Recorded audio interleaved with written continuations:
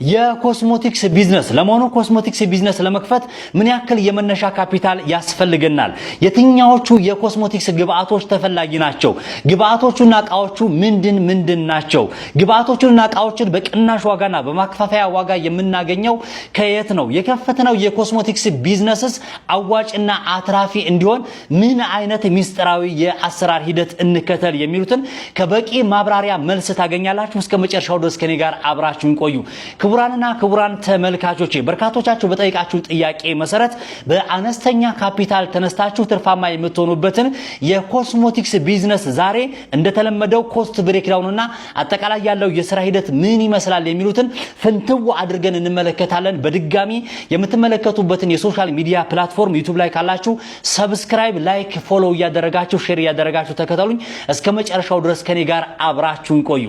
የተከበራችሁና የተወዳችሁ ተመልካቾች እንግዲህ የምንመለከተው የኮስሞቲክስ ቢዝነስ በርካቶቻችሁ የምትጠይቁኝ ጥያቄ ሁሉም ቢዝነሶች ላይ ያዋጣል አያዋጣው ነው። እኔም ሁሌም እንደምላችሁ እንደተለመደው የትኛውም ቢዝነስ ላይ የትኛውም እዚች ምድር ላይ ያለ ቢዝነስ በደንብ አውቃችሁት በደንብ አስተንተናችሁ ኮስት ብሬክዳውኑን ሰርታችሁ አጥነታችሁ ከሰራችሁ ወይም ደግሞ ከጀመራችሁት የትኛውም ቢዝነስ አዋጭ ነው ልላችሁ ፈልጋለሁ።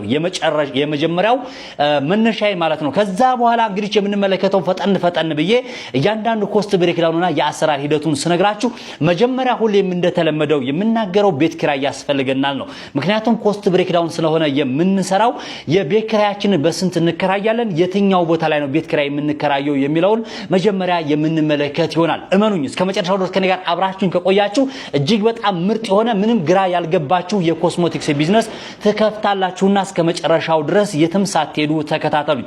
ስለዚህ ቤት ኪራይ መክፈል አለብን ወይም ደግሞ ቤት ኪራይ መፈለግ አለብን። መጀመሪያ የት ቦታ ላይ ነው ቤት ኪራይ መፈለግ አለብን የሚሉትን መጀመሪያ ስንመለከት መጀመሪያ እንግዲህ ብዙ ጊዜ በዚህ ኮስሞቲክስ ቢዝነስ ስትከፍቱ ወይም ደግሞ የኮስሞቲክስ ሾፕ ስትከፍቱ ከስተመር የሚሆኗችሁ አብዛኛውን ጊዜ ወጣቶች ናቸው ተብሎ ይታሰባል። ወይም ደግሞ ሴቶች የሚሆኑ ወንዶች ወጣቶች ናቸው። ስለዚህ የት አካባቢ ነው የሚውሉ ተብሎ ሲታሰብ እነዚህ ወጣቶች ወይም ደግሞ እነዚህ ደንበኞቻችሁ የምታፈሩበት መስሪያ ቤት አካባቢ እንዲሁም ደግሞ የመኖሪያ ሰፈር አካባቢ ላይ እነዚህ ቦታዎች ላይ ቢሆን ይመከራል። አጉል ቦታ የማይሆን ቦታ ላይ ከፍታችሁ እንዳትከስሩ። በጣም ብዙ ሰዎች ከሰርን የሚሉት ከነዚህ ቦታዎች ውጪ ስለሆነ ማለት ነው። መስሪያ ቤት አካባቢ ከሆነ በጣም አብዛኛዎቹ የመንግስት ሰራተኞች የሚሆኑ የግል ሰራተኞች ማለት ነው እነዚህ አብዛኛውን ጊዜ ኮስሞቲክስ ወይም ደግሞ የተለያዩ የውበት መጠበቂያ ዕቃዎችን ስለሚጠቀሙ ከስተመር ይሆኗቸዋልና ያችን አካባቢ ሎኬሽን አጥንታችሁ መክፈታችሁን እንዳትዘነጉ። እንዲሁም ትልልቅ ሞሎች ከሆኑ ትልልቅ አሪፍ የሆኑ ህንጻዎች ከሆኑ እዛ ቦታ ላይም የምትከፍቱበት አሪፍ የሆነ ሎኬሽን ይሄንኛው እጅግ ተመራጭ መሆን መቻል አለበት ማለት ነው።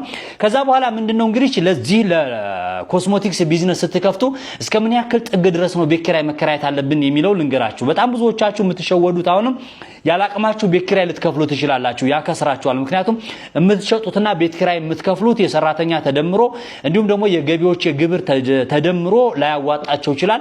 ዞሮ ግን ምንድነው እናንተ ቢያንስ ኢስቲሜትድ አድርጋችሁ አንድ አሁን ኮስሞቲክስ ሊሰራ ያሰበ ሰው የቤት ኪራይ መክፈል ያለበት ከ15000 ብር እስከ 20000 ብር ባለው ብቻ ነው መክፈል ያለበት ማለት ነው። በትችሉ ዲስፕሌይም ከሆነ መከራየት ትችላላችሁ። ሞል አካባቢ ላይ ከ15000 ብር እስከ 20000 ብር ራሱ ተከራይታችሁ ብትሰሩ እዛ ቦታ ላይ በጣም ያዋጣችኋል። ስለዚህ በጣም በቂ መሆን ያለበት ይሄንኛው ነው። ከ15000 ብር እስከ 20000 ብር ድረስ የሚለውን መያዝ ይጠበቅባችኋል። የቤት ኪራይ ጉዳይ ጨረስን። አሁን ነግሬያችኋለሁ። ሰፈር ውስጥም ሆነ ሊቀንስላችሁ ይችላል። በነገራችን ላይ ኮስሞቲክስ ስራ ለመስራት 1 ሜትር የሆነች ራሷም ሆናም ቢሆን ወደ ኋላ ሾጠጥ ያለች እስከ 2 ሜትርም ብትሆን 1 ሜትር በ1 ሜትርም ብትሆን ኮስሞቲክስ በቂ ሊሆን ይችላል። እንደ አቅማችሁ እንድትነሱ ነው። ከዛ በተረፈ ሰፋ አድርጌ እሰራለሁ የሚል ሰው ካለም ደግሞ ሰፋ አድርጋችሁም ደግሞ መጀመር ትችላላችሁ። ኤኒዌይስ ዞሮ እኔ መስራት አለበት አንድ ሰው ይሄንን ካፒታል ይዞ መነሳት አለበት ያልኩትን ከ15000 ብር እስከ 20000 ብር የሆነ ወጪ ይዤላችኋለሁ። የቤት ኪራይን በሱ ያዙት ማለት ነው። ቤት ኪራይ በዚህ ጉዳይ እንጨርስና ቀጣይ ኔክስት ወደ ሌላ እንግባ። ዕቃዎች ምን መያዝ አለብን የሚሉትን ያንዳንዷ ነገር መዘርዘር አይጠበቅብኝም። ግን እንደ ለምሳሌ ብዬ በህብረተሰቡ ዘንድ ተፈላጊ የሆኑ የውበት መጠበቂያ የሚባሉ ነገሮችን ዝም ብዬ ጠቅላላ እያደረኩኝ ኢንጀነራል በሆነ መንገድ ልንገራችሁ።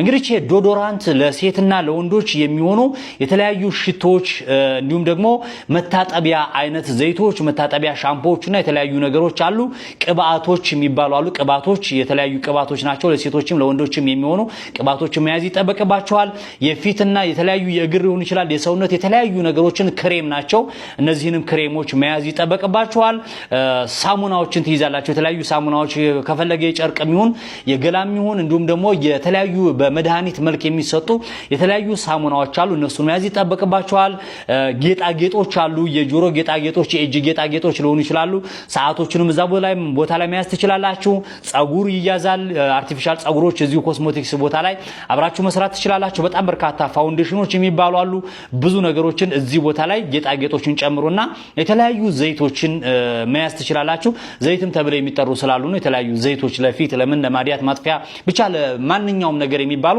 ዘይቶችና ከብዙሃኑ የተለያዩ ሌሎችን ኮስሞቲክሶች ይኖራሉ እዛ በቀጣይነት የሚነግራችሁ ቦታ ላይ ስትሄዱ የምታገኙአቸው ናቸው ግን በዋናነት እነዚህ ነገሮች በጣም ይፈልጋሉ ሰው ሽቶችን ዶዶራንቶችንና የተለያዩ እንደዚህ አይነት ሳሙናዎች ምናምን አላቂ ነገሮች ስለሆኑ በየጊዜው የሚጠቀማቸውና እጅግ በጣም ተፈላጊ ቶሎ የሚሸጡላችሁ ነገሮች ስለሆኑ ቅድም አሁን የተቀስኩላችሁ ነገሮች መያዛችሁንና እነዚህ መጻፋችሁን እንዳትዘነጉ ከዛ ውጭ ያሉት እያንዳንዳቸው ሌሎች አላስፈላጊ ሊሆኑ ይችላል ወይም ደግሞ ሰዎች እንደ ቅንጦት የሚጠቀማቸው ሌሎች ነገሮች ሊኖሩ ይችላሉ የፈለጋችሁት ነገር የምትይዟቸው ማለት ነው ዞሮ ግን እነዚህን ነገሮች ትይዛላችሁ ሌሎች በተጓዳኝ አብረው የረሳዋቸው ነገሮች ካሉ እቃዎች ሌሎቹን ማካታችሁ መያዝ ትችላላችሁ ማለት ነው ስለዚህ በዚህ ጉዳይ ላይ ይሄንን ነገር ታሳቢ እንድታደርጉት ፈልጋለሁ ክቡራን ተመልካቾቼ አብራችሁ ለዚህ ቃል ላይ ስትይዙ ምን ያክል ደሞ ወደታች የሚለው ልንገራችሁና ለዚህ አጠቃላይ የሆነ ገንዘብ ምን ያክል ያስፈልገናል የሚለው ልንገራችሁ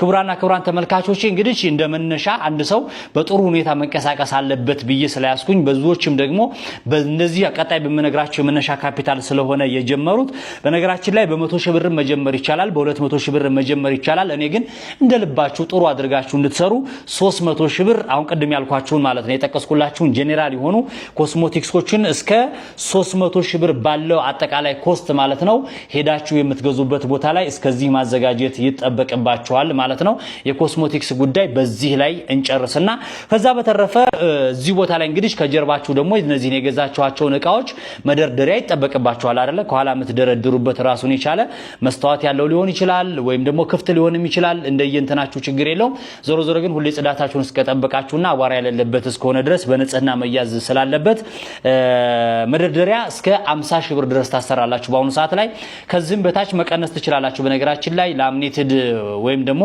የመደርደሪያ እቃውን ራሳችሁ ገዝታችሁ የፈርኒቸር ባለሙያ ጠርታችሁ ለሙያው ብቻ ከፍላችሁ እስከ 30 ሺህ ብር ሊፈጅባችሁ ይችላል በዚህ መስራት ትችላላችሁ ከዛ በተረፈም ደግሞ በቀጥታ ለስራው ካላችሁ እስከ 50 ሺህ ብር ብቻ በቂ በሆነ መንገድ መደርደሪያችሁን ማሰራት ይጠበቅባችኋል ለማለት ነው ከዛ በተረፈ ደግሞ ዲስፕሌይ የሚባል አለ ከፊት ለፊት የምታስቀምጡት ወይም ደግሞ ከፊት ለፊት ተደግፋችሁ የተወሰኑ ኮስሞቲክሶችን የምታስቀምጡበት ዲስፕሌይ ያስፈልጋችኋል እኔን ዲስፕሌይ ማለት ነው አሪፍ የሚባል የሚያሰራችሁ እስከ 20 ሺህ ብር ድረስ ማውጣት ይጠበቅባችኋል ከዚህ በላይም አለኮ በነገራችን ላይ በጣም ከበድ ያሉ የሚሰራበት ጥሬቃ በጣም አሪፍ የሆነ በጣም ሌክዠሪ የሆነ ነገር ይኖር ይችላል ግን የሰው ልጅ አሁን ምን ሁሉ የማስተምረው አንደኛ ሀብትሽ የሥራ ሰው ባላለው እኔ ከትንንሽ ጀምሮ ከዜሮ ተነስታችሁ ባላችሁ የመነሻ ካፒታል መስራት የምትችሉበትን ስለሆነ እየተቀስኩ ያለሁት ኮስት ብሬክዳውኑን ሰራ የመነሻ ካፒታላችሁ ስንት ነው እንምታወጡት ደግሞ በዚህ ልክ ብቻ ማውጣት አለባችሁ ብዬ ገደብ እየሰጣዋችሁ ነው ስለዚህ ዲስፕሌያችሁን እስከ 20 ሺህ ብር ድረስ እንደምንም ተከራክራችሁ ወይም ደግሞ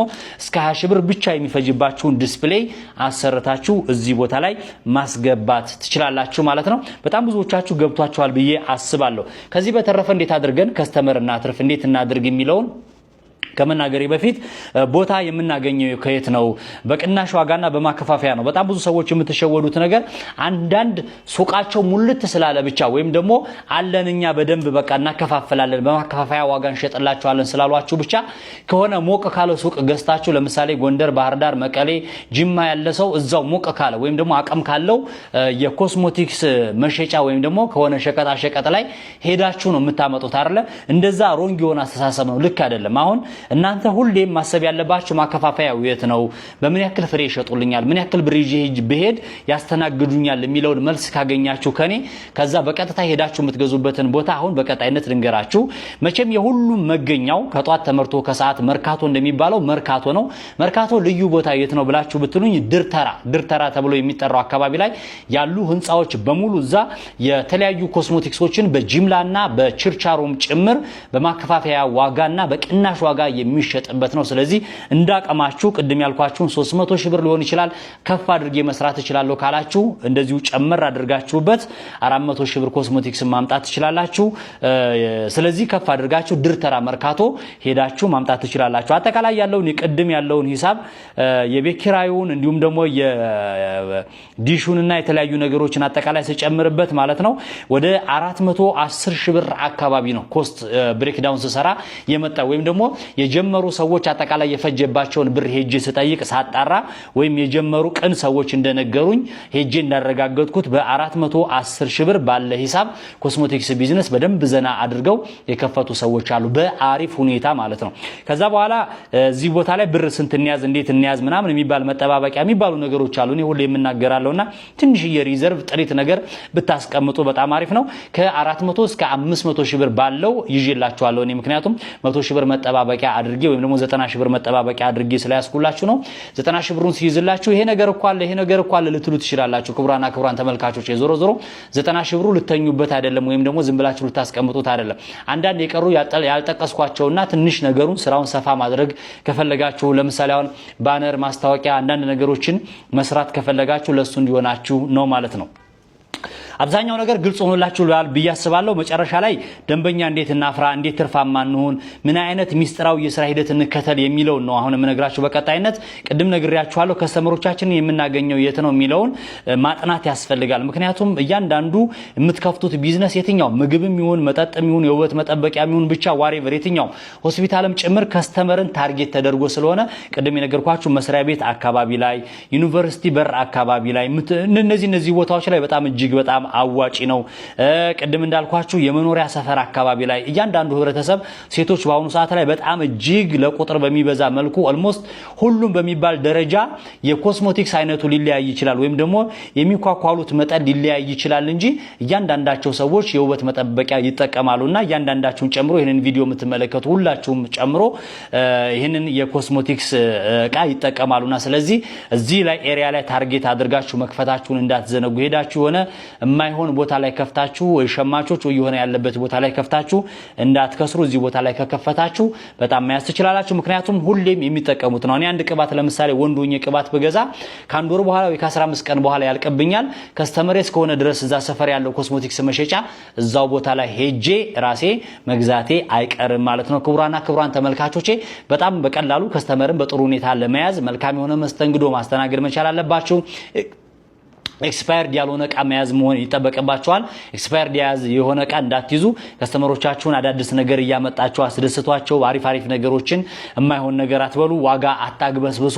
ዋጋ የትየለሌ የምትጨምሩ ሰዎች አላችሁ ሰፈሩ ላይ የለም ብላችሁ እነዚህ ሰዎች ሌላ ቦታ ከመግዛት እናንተ ጋር እንዲገዟችሁ ዋጋ ከብዛት የሚባል ነገር አለ። ከብዛት ለማግኘት መጣር አለባችሁ። ሌላ የተለየ ተአምር የለም። ሁሌም ማላቂ ነው የኮስሞቲክስ እቃው ሁሌም ይሸጣሉ። እጅግ በጣም ከምነግራችሁ በላይ ተቆጣጣሪ የሌለው እጅግ በጣም አትራፊ የሆነ በጣም ምርጥ የሆነ ቢዝነስ ነው። ሁሌም እላችኋለሁ አትራፊና አዋጪ ሚሊዮነር የሚያደርግ ስላችሁ በጣም ብዙ ሰዎች የምታጣጥሉ አላችሁ። የትኛውም አይነት ቢዝነስ እጅግ በጣም አዋጪና አትራፊ አዎ ከሰራችሁ ነገ ሚሊዮነር የሚያደርግ ነው። ምክንያቱም ወደዛው ነው የምትገዘግሱት። ነገ ሚሊዮኑን ለመድረስ ዛሬ የከፈታችኋት የ300 የ400 ሺህ ብር የኮስሞቲክስ እቃ የዛሬ 6 ወርና የዛሬ ዓመት በሚሊዮን ትደርሳለች። ሚሊዮነር ማለት ያ ነው። ስለዚህ ዋናው ሐሳቡ ይሄ ነው። ይሄንን ይመስላል። ክቡራን ተመልካቾቼ እንደተለመደው በመጨረሻው ሰዓት ላይ አሁንም የምለምናችሁ ነገር የኔ ደሞዝ ሌላ የተለየ ገንዘብ አይደለም፣ ሌላ የተለየ ነገር አይደለም። እኔ የምነግራችሁ የማመጣቸው የቢዝነስ ሐሳቦች ለሰዎች ተዳርሰው ምናልባትም እናንተም እኔ ምክንያት ሆነን እነዚህ ሰዎች ስራ ጀምረው ስራ አጥነት እስከ ወዳኛው እንዲጠፋና እንዳይጨነቁ ወንድሞቼ የተሻለ ቦታ እንዲደርሱ ስለሆነ ስለዚህ እንዲደርስ ደግሞ ሰዎች ምንድነው ማድረግ ያለባችሁ? የምትመለከቱበትን የሶሻል ሚዲያ ፕላትፎርም በቃ ደሞዝ ይሄ ነው፣ ሰብስክራይብ አድርጉልኝ፣ እኔ ደሞዝ ይሄ ነው በደንብ አድሬስ ይሁንልኝ የምትመለከቱት ከሀብትሽ ጋር የተሰኘ ሁለተኛው ዩቲዩብ ቻናል ነው። በነገራችን ላይ ትልቁ ዩቲዩብ ቻናል አለ እዛኛው ላይ ኦልሞስት 200,000 ሰብስክራይብ ያለው የሀብትሽ ጋር ምንድነው ከሀብትሽ የሥራ ሰው ወይም ደግሞ ቢዝነስማን የሚል ዩቲዩብ ቻናል ላይ ትልልቅ የቢዝነስ ሐሳቦችን ምዛ ላይ ለቃለው እዚህም ላይ ተመለሽበት እመጣለሁ። ይሄንን ቪዲዮ ደግሞ ቲክቶክ ላይ ያያያችሁ ከሆነ ያላችሁት ምናልባትም ይሄኛው ቪዲዮ የመጨረሻ ሊሆን ይችላል ዛሬ ምክንያቱም ሁሌ የምመለቀው ቪዲዮ ዩቲዩብ ላይ ነው። ስለዚህ ሁሌም የምትመለከቷትን ፊት ለፊት ከሀብትሽ ጋር የተሰኘውን የዩቲዩብ ቻናል በቀጥታ ዩቲዩብ ላይ ሄዳችሁ ሰርች አድርጉ ወይም ደግሞ ፕሮፋይል ላይ ሊንክ አለላችሁ እሱ ነክታችሁ እዛ እንገናኝላችኋለሁ። ቅንነት ካለ መልካምነት ካለ ደግነት ካለ የምንተሳሰብ ከሆነ ሁሌም ማለት ነው እኔም አሪፍ የቢዝነስ ሐሳቦችን ይዤላችሁ እመጣለሁ። በቀጣይ የትኛው ይቅደምላችሁ ምክንያቱም እኔ እንደ ሐሳብ እንደ አጀንዳ ወደናንተ ላቀርባችሁ ያሰብኳቸው በትንሹ ከ1000 በላይ ምርጥ አዋጭ የሆኑ የቢዝነስ ሐሳቦች አሉ እነሱን አቀርብላችኋለሁ። ግን እንዲፈጥኑ ልትሰሯቸው የጓጓቻቸው የቢዝነስ ሐሳቦች ካሉ ኮሜንት ሳትሰጡ እንዳትወጡ። ኮሜንት ስትሰጡ በነገራችን ላይ ፍሪ ሆናችሁ ስጡ። ስድብም ትችላላችሁ ነቀፌታም ትችላላችሁ ፖዚቲቭ ነገርም ትችላላችሁ። በርታም እኮ ይባላል እናንተ እየለፋው ስለሆነ ስለዚህ እኔ ነው የምላችሁ በቀጣይ በሌላ ምርጥ የቢዝነስ ሐሳብ ነገ ከነገውዳ ከዚህ ቪዲዮ ተቀጥሎ ተመልሼ እመጣለሁ። ለዛሬ ይሄንን ይመስል ነበር። በያላችሁበት ሰላማችሁ ይብዛ።